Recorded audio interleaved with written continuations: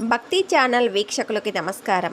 మే 5 నుండి జూన్ 23 వరకు వచ్చే అధిక జ్యేష్ఠ మాసం గురించి పార్ట్ 1 వీడియోలో టాప్ 3 అదృష్ట రాశులు గురించి తెలుసుకున్నాం కదా.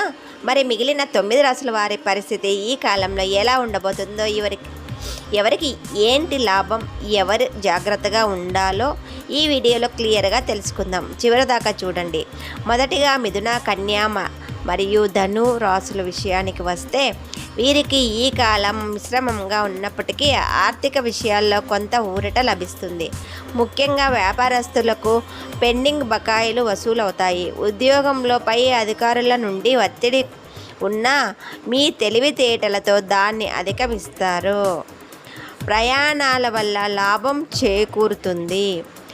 ఇక వృషభ, కర్కాటక మరియు తులా రాశుల వారు ఈ అధిక మాసంలో కొంచెం జాగ్రత్తగా ఉండాలి.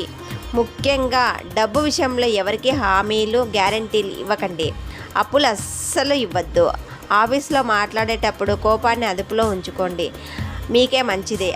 అనవసరమైన వాదనల వల్ల మనశ్శాంతి దూరం కావచ్చు. కొత్త పెట్టుబడులకు ఈ సమయం అనుకూలం కాదు. సాధారణ ఫలితాలు ఉన్న రాశులు. చివరిగా మకర, కుంభ మరియు మీన రాశుల వారికి ఈ సమయం సాధారణంగా సాగుతుంది.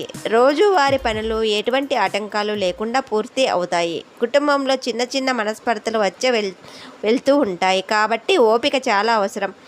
ఆరోగ్యంపై కాస్త శ్రద్ధ పెట్టండి. సమయానికి నిద్ర, ఆహారం ఉండేలా చూసుకోవడం మంచిది. ఈ అధిక మాసంలో గ్రహాల ప్రతికూలత తగ్గి సుఖ సంతోషాలు కలగడానికి ప్రతిరోజు ఉదయం గాయత్రి మంత్రం పఠించడం లేదా విష్ణు సహస్రనామం వినడం చాలా శ్రేయస్కరం. మరి మీ రాశి ఏదో కింద కామెంట్ చేయండి. ఈ సమాచారం నచ్చితే లైక్ చేసి మన ఛానల్ని ఇప్పుడే సబ్స్క్రైబ్ చేసుకోండి. సర్వే జన సుఖినో భవంతు.